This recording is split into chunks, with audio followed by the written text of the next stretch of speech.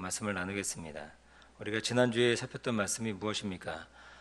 사도 베드로가 여러 계층의 사람들에게 편지하고 또 권면을 하면서 거의 이제 마지막 편지에 다다라서 이제 장로들에게, 그러니까는 교회 리더들에게 권면을 하고 있는 것을 보았습니다. 그래서 뭐라고 권면합니까? 양무리를 칠 때 부득이함을 하지 말고 하나님의 뜻을 따라 하라. 그리고 자원함으로 더러운 이득을 취하지 않고 그리고 즐거운 뜻으로 해라.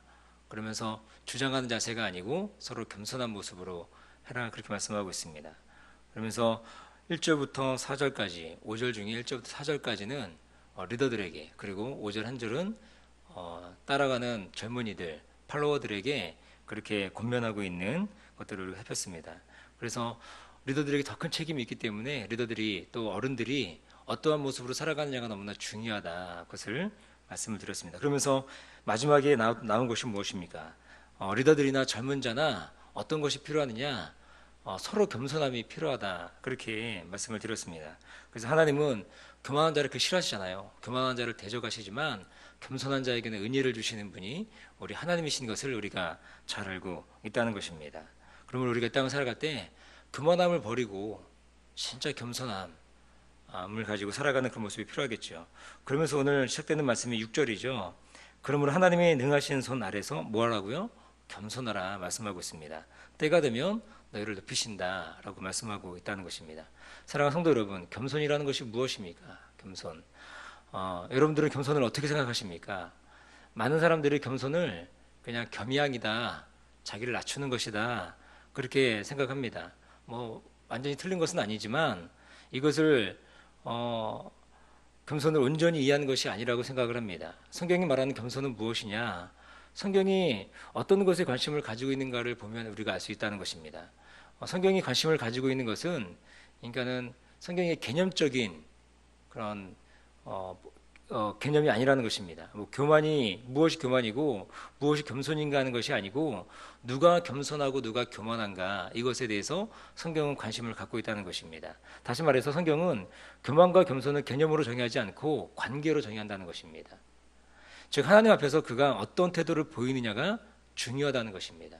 그러니까 겸손은 개념 정의가 아니고 겸손은 누가 겸손하고 누가 교만한가에 대한 관계적 의미라는 것입니다. 그래서 우리가 중요한 것이 무엇이냐면 역사의 주관자이신 하나님을 어떻게 인정하는가라는 것입니다. 하나님을 인정하는 자가 겸손한 자고 스스로 판단하고 결정하는 자가 교만한 자다, 그렇게 성경은 말하는 것을 우리가 볼 수 있다는 것입니다. 그러니까 자신의 길을 스스로 개척하고 결정하는 것이 세상적 가치 판단으로는 너무나 멋진 삶 아닙니까? 긍정적인 평가입니다. 자신의 삶, 자신의 인생 내 것이니까 자기가 자기 길을 개척하는 것, 자기 길을 걸어가는 것, 이것이 참 멋있는 것이다 라고 세상은 얘기합니다.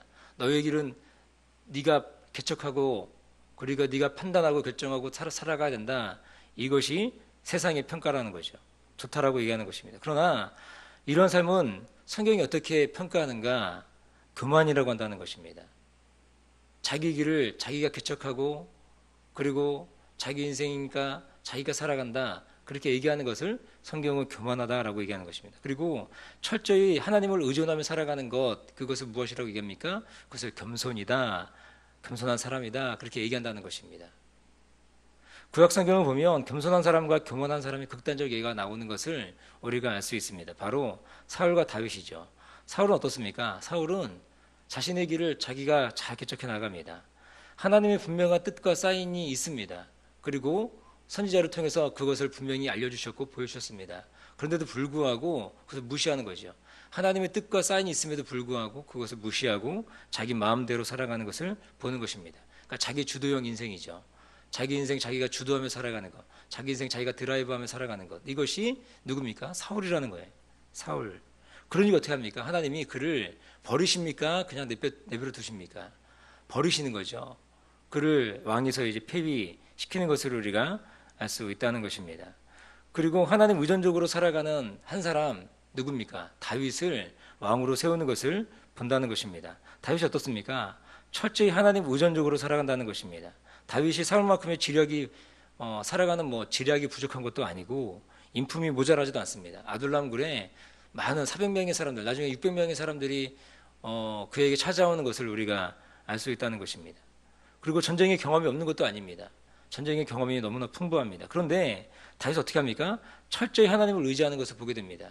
그래서 어떤 것을, 어떤 일을 결정할 때 그거 어떻게 결정합니까? 하나님께 물어보고 결정한다. 아뢰되 또 물어보되, 그런 얘기가 많거든요. 그러니까 하나님께 계속 물어보는 거예요. 자기도 생각이 있고 자기도 머리가 있거든요. 그런데도 불구하고 그는 철저히 하나님을 의지하고 나아가는 그런 다윗의 모습을 본다는 것입니다. 하나님을 이것을 너무나 기쁘게 보신다는 것입니다. 이것이 뭡니까? 겸손이라는 거예요. 성경이 말하는 겸손. 자기가 자기 인생 살아갈 수 있지만 그러나 하나님을 의지하는 것, 하나님을 바라보는 것, 그리고 철저하게 하나님 의존적으로 살아가는 것, 이것을 성경이 말하는 겸손이라고 얘기한다는 것입니다. 그래서 6절이 뭐라고 그럽니까? 그러므로 하나님의 능하신 손 아래서 겸손하라. 하나님의 능하신 손. 이게 뭡니까? 하나님의 손이 짧아서 구원 못하시는 것이 아니라는 걸 우리 잘 알고 있지 않습니까? 그러니까 하나님의 능하신 손 아래서 겸손하라. 하나님의 손이 우리를 구원하시기에 너무나 충분하다는 거예요. 너무나 완벽하다는 것입니다. 이것을 믿는 것입니다. 하나님 내 삶을 인도하신다는 것, 이것을 믿는 것. 왜요? 하나님 손이 능하시기 때문에. 능하신 손 아래 겸손한 삶, 이것을 우리 가운데 말씀한다는 것입니다. 그러므로 하나님이 내 삶을 철저하게 인도하신다. 내 삶을 철저하게 이끌어 가신다. 나를 돌보시고 나를 입히시고 먹이신다. 이것을 우리가 철저하게 인정하는 것. 그래서 하나님께 순간순간 물어보고 결정하고, 그리고 주님께 또 물어보고 듣고 결정하고, 이 삶을 반복하는 거죠. 그렇게 살아가는 것, 그것이 바로 겸손이다 라는 것입니다. 사랑하는 성도 여러분, 여러분들은 겸손하십니까? 아니면은 교만하십니까? 하나님께 철저하게 물어보는 인생이라면 그 인생은 겸손한 삶이라는 것입니다. 이 땅의 성도는 이러한 겸손이 마땅히 있어야 한다는 것입니다. 하나님께서 주인 되심을 날마다 고백하는 것입니다. 그러면 뭐라고 한다고요? 때가 될 때 우리를 높이신다고 약속하시는 것입니다. 여기서 때가 무엇을 말하는 것입니까? 성경을 보면 시간을 나타내는 단어가 두 가지 있지 않습니까? 헬라어로 보면 크로노스와 그다음 카이로스가 있죠. 크로노스는 무엇입니까? 크로노스라는 것은 그냥 물리적인 시간의 흐름인 거죠. 그러니까 자연적 시간의 흐름. 그러니까 지금 시간이 흘러가고 있죠.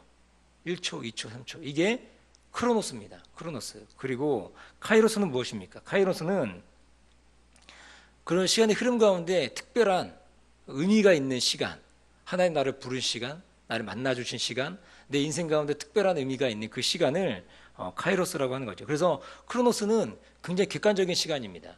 그런데 카이로스는 주관적 시간이라는 것입니다. 나에게 특별한 의미가 되는, 저 여러분들 만나주신 그 하나님의 때, 하나님의 시간, 그것을 얘기하는 것이죠. 여기서 말하는 이 때는 무엇입니까? 6절에 쓰인 때는 이 단어가 바로 이 카이로스라는 단어를 사용하고 있다는 것입니다. 하나님의 시간이 될 때 나를 높여주신다는 것입니다. 나에게 특별한 의미가 되는 시간, 그 시간, 하나님 저와 만나는, 저 여러분이 만나는 그 시간대에 하나님이 우리를 높여주신다. 그러면 이 하나님의 때가 언제인가? 하나님의 때, 이 하나님의 때가 언제인가 살펴봅니다. 첫 번째는 보니까 7절에 보니까 이렇게 되어 있죠. 너 염려를 다 주께 맡겨버리라 말씀하고 있지 않습니까?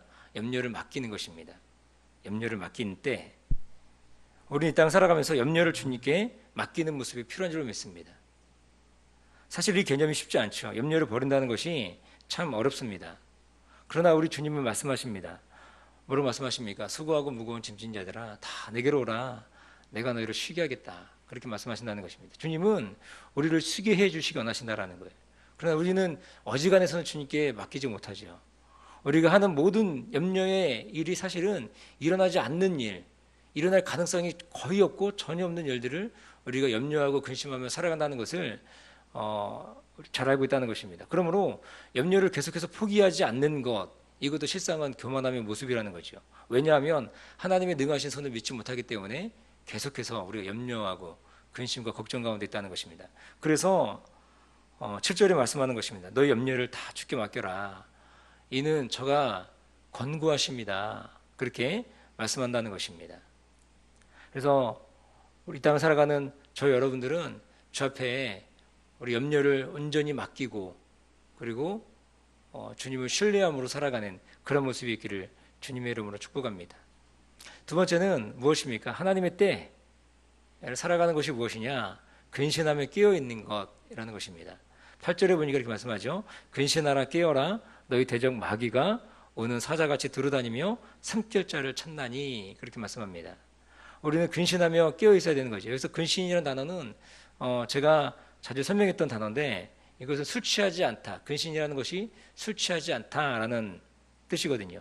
단지 이것은 술만 취하는 것이 아니라 세상에 취해 있지 않는 영적 상태까지도 포함한다는 것입니다. 그래서 우리가 세상에 취해 있는 것, 또 다른 것에 어떤 것에 취해 있는 것이 아니라 그것을 끊어버리는 거죠. 세상에 취해 있는 모든 것들을 끊고 온전히 주님만을 바라보는 것. 이것이 바로 근신이라는 것입니다. 그리고 또 무엇을 얘기합니까? 근신만 얘기하지 않죠. 깨어라 그렇게 얘기합니다. 깨어라 이것은 무엇이냐면 정신을 차리다, 경계하다라는 것입니다. 그러니까 우리가 근신의 상태, 세상에 취해 있지 않은 상태를 지속적으로 유지하고 있는 것, 깨어있고 경계하는 것, 그것을 얘기한다는 것입니다. 그래서 사도 베드로가 근신하라, 깨어라 그렇게 얘기한다는 것입니다. 우리가 근신하고 깨어있지 않으면 어떻게 됩니까? 사단 마귀가 우는 사자같이 들어다니며 삼킬자를 찾고 있다고 얘기하고 있다는 것입니다. 그럼 우리가 정신을 차리고 그리고 온전히 깨어 근신하는 모습이 우리가 세상 가운데 취해 있지 않고 하나님께 항상 취해 있는, 하나님께 항상 붙어 있는 그런 모습으로 우리가 살아가는 그런 은혜가 있기를 주님의 이름으로 축복합니다. 그래서 우리는 근신도 해야 되고 깨어 있어야 한다는 것입니다. 왜요? 카이로스의 때가 다가오기 때문인 것입니다. 하나님의 때, 우리 하나님 우리 겸손한 모습 가운데 살아가는 우리의 삶 가운데 하나님이 눕히실 때가 있는데 그때를 살아가기 위해서라는 것입니다. 세 번째는 무엇입니까? 믿음을 굳게 하는 것입니다. 9절에 보니까 이렇게 말씀하고 있죠. 너희는 믿음을 굳게 하여 그렇게 말씀하고 있습니다. 믿음이 흔들리면 안 되는 거죠. 모든 것을 다 지키고 행했는데 믿음이 흔들린다. 그러면 모든 것을 잃은 것입니다. 당신은 우리가 계속 살폈지만 아시는 것이지만 무엇입니까? 그리스도를 믿는다는 이유 하나 때문에 이 당시에 극심한 고난과 고통, 어려움이 있던 시절이었다는 것입니다. 이때 필요한 것이 무엇입니까? 믿음이라는 거예요. 믿음. 그래서 사도 베드로는 이렇게 말합니다. 9절에 보니까 세상에 있는 너희 형제들도 동일한 고난을 당한 줄을 알미니라. 그러니까 디아스포라 흩어져 있는 형제들만 그런 것이 아니라 본토에 있는 예루살렘에 있는 그 형제들도 동일한 고난과 어려움이 있다. 그러니까 소망을 가져라. 믿음을 가지고 흔들리지 않고 굳게 해라. 그렇게 말씀하고 있다는 것입니다. 이 땅을 살아가는 저 여러분들도 힘들고 어려운 고난의 일들이 있을 수 있겠죠. 그때 우리가 해야 되는 것이 무엇입니까? 하나님의 때를 살아가는 우리들은 어떻게 하는 것입니까? 믿음을 굳게 지키고 흔들리지 않고 살아가는 그런 모습이 우리 가운데 필요한 것입니다. 마지막은 무엇입니까? 마지막은 하나님의 은혜를 만나는 것입니다. 하나님의 은혜를 만나는 것. 우리 10절에 보니까 이렇게 말씀하고 있죠. 모든 은혜의 하나님 곧 그리스도 안에서 너희를 부르사 자기 영원한 영광에 들어가시니 잠깐 고난을 받는 너희를 친히 온전케 하시고 보니까 뭐 굳게 하시고 강하게 하시고 털을 견고케 하신다. 그렇게 말씀하고 있다는 것입니다. 그러므로 잠깐 당하는 고난으로 인해서 우리 영혼은 사단에게 내어주는 것이 아니라 진실로 하나님을 만남으로 흔들 수 없고 빼앗길 수 없는 구원을 우리가 이루어가는 것, 이것이 우리가 필요하다는 것입니다. 여기 보면은 고난 당하는 삶에 그러니까 고난이 우리를 어떻게 만들어가는지를 설명해주고 있죠. 어떻게 말씀하고 있습니까? 온전케 한다고 되어 있고 굳게 한다고 되어 있고 강하게 견고케 만들어간다라고 얘기하고 있다는 것입니다. 그러니까 우리 가운데 찾아오는 고난, 그러니까 당시 1세기에 살았던 디아스포라 흩어져 있는 이 유대인들에게 그리스도인들에게 주는 메시지가 무엇입니까? 너희가 갖는 그 고난은 뭐라는 거예요? 거꾸로 보면 순서가 더 완벽합니다. 견고케, 이게 털을 닦는 과정이에요. 견고케. 원어로 보면 그렇게 되어 있습니다. 강하게 하는 무엇입니까? 이 털을 굳게 하는 거예요. 굳게. 털을 굳게 하는 것. 그리고 여기 굳게라고 다 있는 우리말로 되어 있는 것은 이건 고정하는 것입니다. 그러니까 처음부터 보면 거꾸로 보면 털을 닦게 하고 그 털을 굳게 하고 그다음 그 털을 어떻게 합니까? 강하게 하는 거예요. 고정하는 것입니다. 그리고 마지막에 무엇입니까? 이 고난이 우리를 온전케 하는 거예요. 완전하게 완성시켜가는 걸 과정이라는 것입니다. 그러니까 우리 가운데 찾아오는 고난이라는 것이 어려움이라는 것이 어떻게 되는 거예요? 우리를 완전하게 만들어가는 그런 모습이라는 것입니다. 그럼 나에게 찾아오는 고난과 어려움 이런 것들은 빨리 지나갔으면 좋겠는데 라고 생각할 수도 있지만 이것을 통해서 하나님 나를 완전케 또 온전하게 만들어가는 그런 모습이구나. 라는 것들을 우리가 보는 것이요. 이런 은혜를 경험할 때 하나님의 때 카이로스가 우리 가운데 펼쳐지게 된다는 것입니다. 이 모든 것이 어떤 의미에서 무엇입니까? 여기 나오는 우리가 살펴봤던 네 가지의 모습이 사실은 이 겸손의 모습이라는 것입니다. 그리고 하나님의 때를 이루는 데 필요한 어떻게 필수 요소가 된다는 것입니다. 그래서 무엇입니까? 처음부터 본다면 우리가 염려를 주께 맡기는 것입니다. 그리고 근신하여 깨어 있는 것입니다. 그리고 믿음을 굳게 지키는 것, 그리고 하나님의 은혜를 만나는 것. 고난 가운데 그때 있을 때 우리가 고난이 우리를 온전케 만들어가고 털을 굳게 하고 힘있게 만들어가는 것들이라는 것을 깨닫고 그런 믿음으로, 그런 모습으로 이 땅을 살아내는 저 여러분 되시기를 주님의 이름으로 축원드립니다.